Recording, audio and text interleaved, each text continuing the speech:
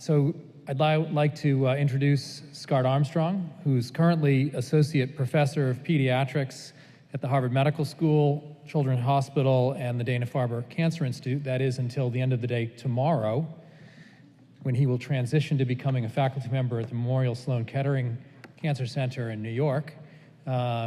Scott is from Oklahoma and did his MD and PhD training at the University of Texas Southwest Medical School in Dallas.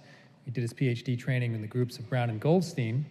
He then came to Boston for his clinical training and fellowship and did his fellowship studies with the late Stan Korsmeyer, and in that lab began to study the genetics of leukemia, especially acute lymphocytic leukemia, where he's done very important work starting in those days and on into his own laboratory to help us understand the genetic drivers of that disease.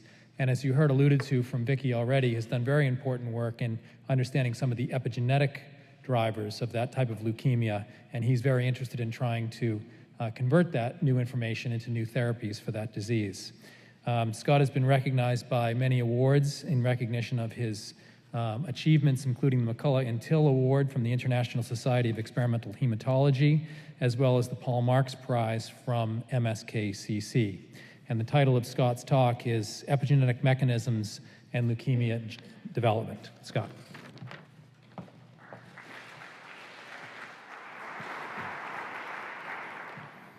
Thank you, Tyler, for the introduction.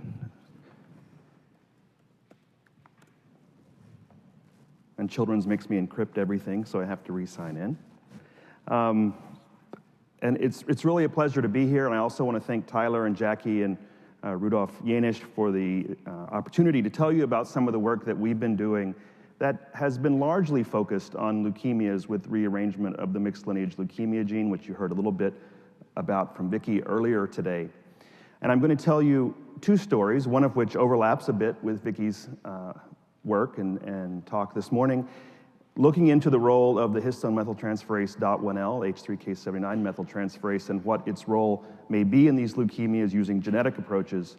And then, also like Vicki, but in a totally different setting, the role of PRC2 or EZH2 in AML. So, as Tyler mentioned, my interest in this particular leukemia really was derived from experiences I had as a pediatric oncology fellow at Children's, when it became clear to me that, well, many of you know this, that most children with, at least with acute lymphoblastic leukemia, will be cured of their disease with standard therapies. However, those children that have rearrangement of the mixed lineage leukemia or MLL gene, whether or not they have acute lymphoblastic or acute myelogenous leukemia, are very infrequently cured of their disease with chemotherapy. So that, combined with the fact that Stan Korsmeyer had just moved to Boston, prompted me to start to study this in the mid-90s, and we continue to study it today. So as you heard from Vicki, the MLL rearrangements, or MLL is located on chromosome 11, Q23. These translocations can be found both in acute myelogenous or B precursor acute lymphoblastic leukemia, and they're associated with a poor prognosis. Another relatively unfortunate and frequent event is the development of AML many years after patients have been treated with chemotherapy for example, solid tumors. AMLs will develop, and these leukemias frequently, if almost always, have rearrangements of the mixed lineage leukemia gene, and these patients do very poorly. There has been a lot of work over the past 10 years trying to understand the normal function of MLL, both in development and biochemically, and there's been a tremendous amount of progress in this regard. And you've heard about some of it today already. And the MLL gene encodes for a very large protein, a nuclear protein shown here that has a number of interesting domains for those people interested in epigenetics, such as the C-terminal set domain, which encodes the histone H3 lysine 4 methyltransferase activity of MLL, PhD domains that appear to bind to H3K4 trimethyl, and then CX6C domains that you heard about from Christian Helin this morning that bind unmethylated CpG islands. So this protein clearly is playing an important role in epigenetic control of gene expression. And when the translocation occurs, the N-terminus of MLL is fused to the C-terminus of what's some 60 to 70 different translocation partners. And up until recently, it's been unclear what the fusion partner brings to the game in terms of the MLL fusion transformation mechanism. There is some lineage specificity with MLA4 or 411 translocations being most frequently found in ALL, and MLL-AF9 or 9/11 translocations most frequently found in AML. So a number of years ago now, we published one of the early studies from the lab where Andrei Kristof, a very talented fellow, introduced the MLL fusion and MLAF9 fusion via retroviral-mediated gene delivery into granulocyte macrophage progenitors. So most of you probably remember that hematopoietic stem cells are the only cell type in hematopoietic development that has extensive and long-term self-renewal potential. And as cells differentiate to various stages, in this case of myeloid development, that self-renewal potential is gradually lost. And this cell type has very little inherent self-renewal potential. And we thought it was interesting to study if and how the MLL fusion would transform this progenitor cell. And remember, this was happening at a time prior to reprogramming of MEFs to embryonic stem cells, and it seemed quite surprising that indeed an MLL fusion could, with high frequency and high probability, transform this granulocyte macrophage progenitor into leukemias. And then Andre did a tremendous amount of work characterizing the leukemia stem cell population via serial transplantation experiments, and found that at least in this model, the leukemia stem cell had an immunophenotype that was very similar to the granulocyte macrophage progenitor and not necessarily the hematopoietic stem cell. And then we went on to do gene expression studies, the summary of which are shown here, that the LSCs in this model look more like myeloid progenitor cells than hematopoietic stem cells. However, they have reactivated, a group shown here, a set of genes that are normally highly expressed in stem cells. This is a stem cell enriched population, not pure stem cells, and that are being shut off during myeloid development and reactivated. So this just shows some of those genes, and prominent examples are shown here. It's known that Hox genes and MEIS1 are direct MLL fusion targets. So these are genes that are directly controlled by the MLL fusion protein. And this is showing the level of expression on a Affymetrix microarray for the stem cell enriched population, a number of different individual isolates, common myeloid progenitors, granulocyte macrophage, megakaryocyte erythroid, and then the leukemia stem cells. And the importance of this is you can see that the Hox genes are gradually being shut off during hematopoietic development as cells differentiate. And we know, based on genome-wide ChIP-seq analyses, that you're accumulating H3K27 trimethyl during these differentiation steps. And the MLL fusion, when introduced into this cell type, leads to reactivation of Hox genes and many other genes. So obviously we were interested and continue to be interested in what's the mechanism by which the MLL fusion does that. We've recently published, I'm not going to go into the details, studies looking at these targets of the MLL fusion, HOXA9 and MEIS1, and interestingly, these two transcription factors, when overexpressed in mouse bone marrow, will also transform the bone marrow and induce AML. However, the expression, even at relatively high levels of these two oncogenes, very infrequently will transform the granulocyte macrophage progenitors, whereas they very frequently transform hematopoietic stem cells, suggesting that there is something that the MLL fusion is doing that HOXA9 and MEIS1 is not, and we went on and studied that, and we now know that, in fact, beta-catenin, or the Wnt beta-catenin pathway, is activated by the MLL fusion to transform these cells, whereas HOXA9 and MEIS1 is not. So there's something that beta-catenin is doing in this cell type to protect it, if you will, or to enhance, if you will, its transformation potential. And we know at least one of the things that it's doing is suppressing the P16 alpha locus, and that work is ongoing. So what I'm going to tell you in more detail about now is how it is that we think the MLL fusion initiates the leukemogenic program in these cells, that being the DOT1 story, and then perhaps to some extent how it maintains the long-term self-renewal is maintained in AML leukemia stem cells. And I'll point out that the DOT1 story is probably MLL specific, whereas the PRC2 EZH2 story, we haven't studied it, but we don't have any reason to believe that that would necessarily be MLL specific. So over the past 3 or 4 years, Vicki showed this slide earlier, there has been a lot of progress in biochemical studies initiated by Yi Zhang's group and now extended by many others, isolating a number of complexes that influence transcriptional elongation, just two of which are shown here. This so-called super elongation complex that contains PTEF-B, cyclin or CDK9 and cyclin T, which phosphorylates POL2 along with other proteins, as you heard from Rick Young earlier today, and the DOT1 complex. And I'll point out that each of these proteins that are represented in yellow is a known MLL translocation fusion partner.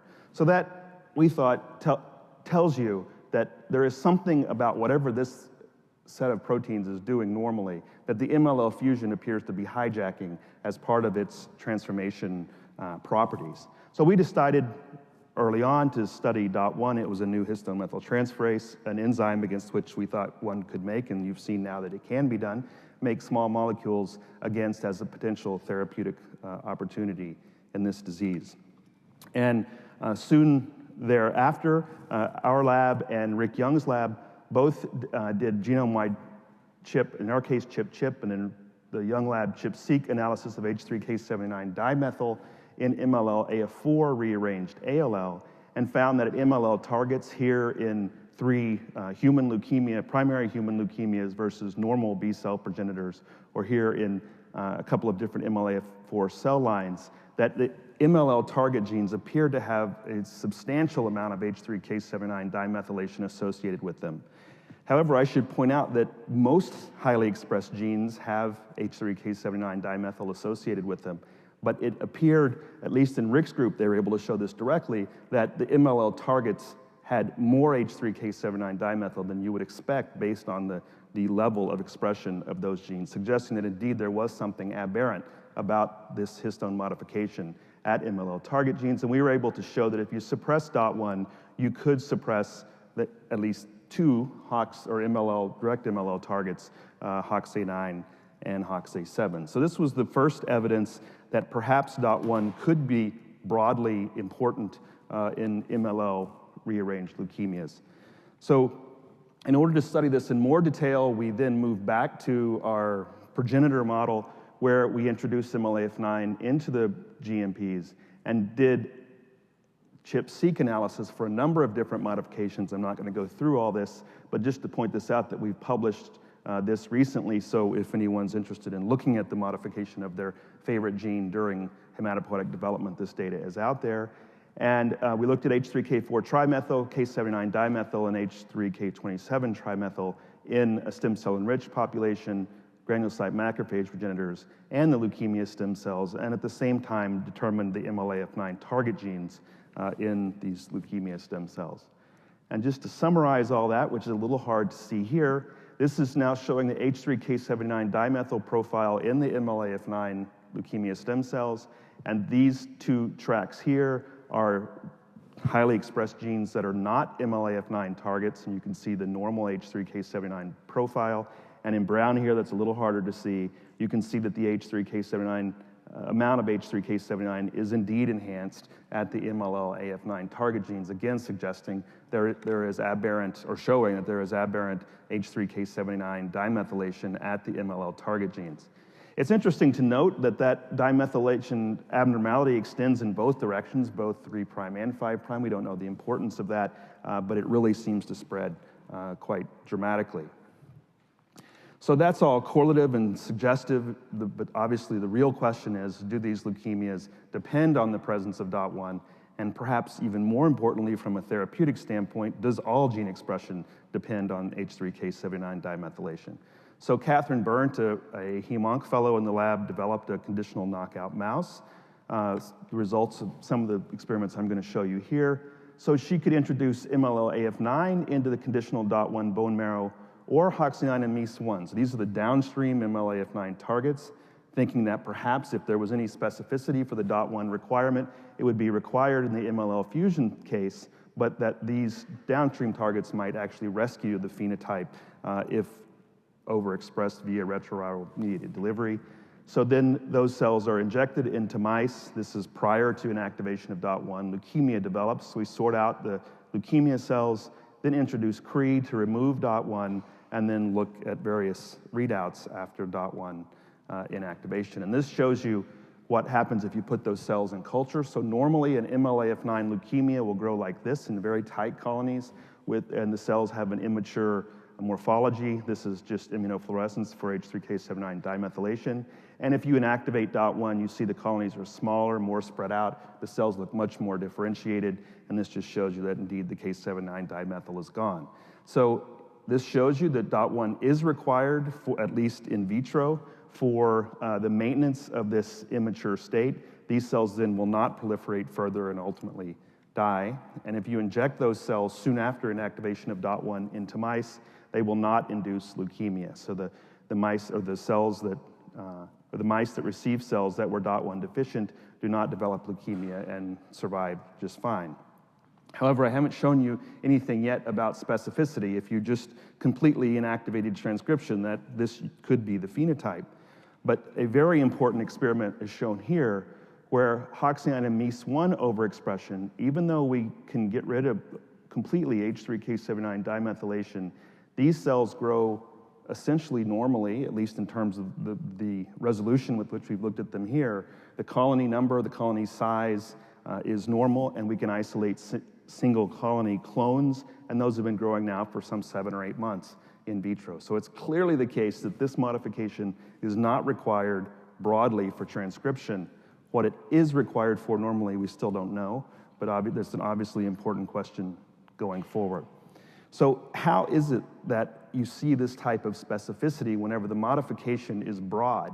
It's still a little bit of a conundrum, but the first potential insight into that is from the gene expression experiment that Catherine did, where she let the mice develop leukemia, then inactivate DOT1, and look 3, 5, and 7 days later to see what's happening to gene expression. And the results of that are shown here. So this Western blot is done some 5 days after inactivation of DOT1. You can see that the H3K79 dimethylation is gone. This is the heat map of the changes in gene expression in the control versus the DOT1 deficient cells 5 days after DOT1 inactivation. And the most striking immediate thing that we noticed was there was actually relatively little gene expression. We thought we might have broadly affected gene expression because this mark is so broadly distributed throughout the genome, but at least at this short 5-day time point, only 70, or depending on how you do the statistics, between 70 and 100 genes had decreased their expression. And a similar number actually were increasing their expression, even though we could show clearly that there was no H3K79 dimethyl at those genes. And if you look at what the genes are that are decreasing their expression, I've told you we know what the MLAF9 target genes are. There are about 150 of them in this model. The genes that are decreasing expression are highly enriched. In fact, each one that's boxed here in red at the top of the list is an MLAF9 target gene. So it appears that the MLAF9-driven gene expression program is more dependent, at least in the short run, on the presence of H3K79 dimethyl than gene expression, or at least RNA levels, as we're assessing here, are more broadly. So that is at least the part of the initial explanation as to why it is we think that the MLL fusion, or at least in this case MLAF9-driven leukemia cells, are more sensitive to DOT1 loss than other cell types might be. Obviously, there's a lot of work to be done here to try to understand the mechanisms as to what's going on normally versus in the leukemia, and certainly us and many other groups are involved in those studies now. So this is just one experiment with a small molecule that Vicki described later. Just to point out that even the mouse cells, much like they'd found for the human cell lines, these are the MLAF9 transformed cells, are quite sensitive to the epizyme 4777.1 inhibitor. So this is just the number of cells with increasing concentrations of the inhibitor. And the Hoxian MEIS1 transformed cells, much like we saw in the genetic model, are quite insensitive to this inhibitor, even though we are inhibiting H3K79 dimethylation. So these were nice studies that were done along with Vicki's group at Epizyme, kind of side by side, looking at the genetic model versus the small molecule. And every time we've compared them, what we've seen has been essentially the same in the knockout versus this small molecule. So to kind of wrap up the MLL fusion part of this, I've shown you that MLAF9-driven leukemias depend on DOT1L. Vicky has shown you through the small molecule studies that the MLA4-driven ALL cell lines are dependent on DOT1. However, if you look at the components of this complex, you might have predicted early on, and various people did, that perhaps these fusions would work via DOT1, and these fusions via this PTEF-B, more focused on the PTEF-B side of this, and perhaps DOT1 might not be important in this subset. But I can tell you that we've tested now many different fusions, MLAF9, MLAF10, MLAF4, MLL-ENL, and all of them are sensitive to DOT1 inhibition. And then there are another large group of fusions where the fusion partner actually is not normally in the nucleus, so presumably is not at all involved in this process. And interestingly, even these, such as MLAF6, are highly sensitive to DOT1 inactivation or inhibition. So that tells us two things. From a therapeutic standpoint, that's interesting because it means that most, if not all, MLL fusions-driven leukemias might be sensitive to DOT1 inhibition. And two, it tells us that we don't really know exactly what's going on in terms of how the MLL fusion is using DOT1 to drive the leukemogenic program. It's not simple recruitment via some protein that's normally associated with the complex. There's something more complicated here, and obviously that'll be work to be done over the next number of years. So I probably don't need to summarize this. The point being H3K79 dimethylation appears to be quite important. Inactivation of DOT1 leads to differentiation and gene expression changes that are most pronounced for the MLL target genes. And I will point out that our group and others have been looking at DOT1 in normal hematopoiesis, and the normal hematopoiesis will fail over time, but it appears to take quite a bit longer for normal cells to respond negatively to the loss of DOT1 than the MLL fusion-driven leukemia cells.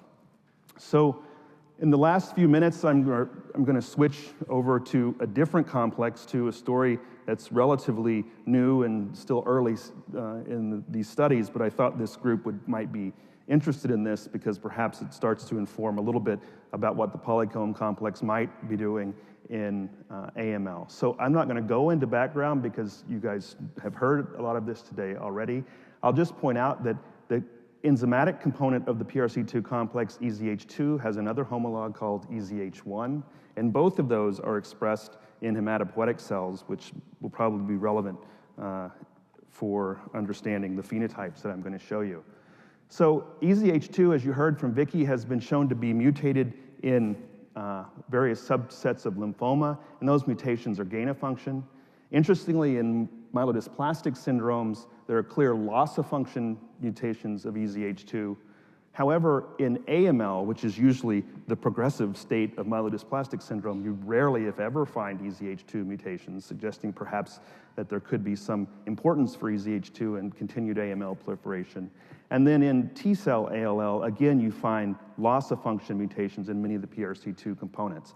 So the reason to point this out is the PRC2 doesn't appear to be classifiable as either specifically an oncogene or a tumor suppressor. It appears to be lineage or cancer specific as to whether or not it's going to be one or the other. So this also is going to be relatively complicated to figure out exactly what's going on. So we decided to look at it in our MLAF9 model. So we collaborated with Stu Orkin's group, who had made EED, which is a core component of the PRC2 complex conditional mice, and EZH2 conditional mice, induced our MLAF9 leukemia, as much as I've shown you, and then inactivated, in this case, EED, either during the development stages of the leukemia or after the leukemia is developed. And this just summarizes the dependency of EED, or MLAF9 leukemias on EED. So these are the controls, and you can see here in the red lines, these are mice that received cells that are MLAF9 leukemia cells where EED has been inactivated, and the mice survive much longer. And when we isolate these leukemias, they're all leukemias that have escaped excision of the EED gene. So this just shows you that the MLL fusion leukemias require the continued presence of the PRC2 complex. However, when we knocked out EZH2, the enzymatic component of the complex, we got a bit of a different phenotype, and that's shown here, that in the primary leukemias, the leukemias develop just fine. The mice die with the same latency that the control mice do. Whether or not we do this during the development of the leukemia or after the leukemia is already largely developed. And we can isolate the leukemia cells, and they're largely, at least by Western blot, deficient for H3K27 trimethyl. EZH2 is gone. This is a control. However, if we then transplant those into secondary recipients, shown here, both in a secondary and a tertiary AML, now the latency for the EZH2 null leukemias is quite a bit longer. And if we do limiting dilution experiments, there's on the order of 10-fold fewer leukemia stem cells as assessed by those types of experiments in the EZH2 null leukemias compared to control. So it does appear that EZH2 is playing some role here. And interestingly, as we thought about this more, we think there is something important these studies are telling us something important about leukemia progression. So the reason I say that is shown here. So in primary leukemias, they tend to take somewhere on the order of 80 days to develop. That means we put MLA-F9 into bone marrow, it takes 80 days for the leukemia to develop. And then if we transplant that leukemia into secondary recipients, that always is much quicker, meaning the mice then die some 27, 28 days later. And we often find, if we do southern blots, that the clone that comes out here is different than the dominant clone that was present in the primary leukemia, suggesting a subclone has grown out. And we've always assumed that that was driven by genetic abnormalities that were being acquired in that leukemia. And what happens in EZH2 null leukemias is that does not happen. You do not see the progression and clonal outgrowth in the secondary leukemias. So this suggests, and it certainly doesn't prove, but is suggestive that EZH2 may indeed be required for progression in this model, and we've got some work to be done there. And I'll just point out a little bit of the gene expression data that we've derived from these. You heard earlier today about MYC-driven gene expression signatures, and one of the ones that's studied in some detail is a so-called MYC module that's very highly expressed in embryonic stem cells and in various cancer stem cells. And that MYC module seems to be increasing in its expression as cells progress from primary to secondary leukemias. And that doesn't seem to happen in this model. So again, suggesting that loss of EZH2 is suppressing leukemia progression. And then why is it that EZH2 and EED give us a different phenotype? And one of the possibilities is that EZH1, the homologue of EZH2 that's also expressed in these leukemias, may be compensating, at least to some extent, for the absence of EZH2. And so Tobias Neff, who did all these experiments, did ChIP-seq analysis on EZH2 null leukemias and compared that to wild-type leukemias, and found that there were actually many genes, you can't see it here, but many genes where there was plenty of H3K27 trimethyl in the EZH2 null leukemia, suggesting that perhaps EZH1 may be compensating for those, or may be compensating for the loss of EZH2 in terms of modification of H3K27 trimethyl. You'll also note that, interestingly, it looks like, at least for this gene, that where EZH2 loss did not lead to loss of H3K27, the K27 modification seems to be quite spread across the whole gene, in fact, both up and downstream of the gene, whereas this class 1 gene, which is dependent on EZH2 for its H3K27 trimethyl, seems to be somewhat localized. So we looked at that more broadly, and this shows all of the class 1 genes. Those are all genes where EZH2 is knocked out and we lose H3K27 trimethyl. The modification tends to be localized near the transcriptional start site, whereas the class 2, these are ones that maintain their H3K27 trimethyl in the absence of EZH2 that are perhaps driven by EZH1. Those tend to be much more spread. And this is consistent with some data that's out there from Danny Reinberg's lab that perhaps the EZH1 might be involved in this spreading process. But at the moment, we don't know exactly the molecular details of this, but is interesting to note. Finally, the last slide, why is it that the cells are negatively affected by the loss of EED or EZH2? We're starting to look at that now, and an obvious candidate is shown here. These are wild-type leukemias, EZH2 null leukemias. You can see that P19, ARF, and P16, EEC4 alpha are increased in both cases in the absence of EZH2, increased even further in the absence of EED. This is a Western blot. So to summarize, it appears that partial versus complete disruption of PRC2 function leads to progressive impairment of MLA-F9 AML growth in vivo, and the loss of EZH2 affects K27 trimethyl differently on different loci, and EZH2, and work to be done here, appears to be involved in AML progression and perhaps continued induction of this MYC-associated gene expression program.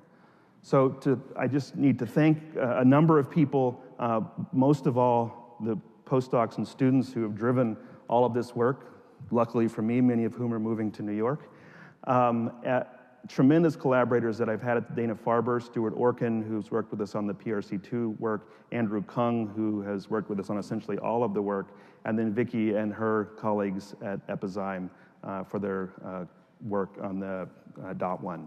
So I'll thank you and stop there. Thanks.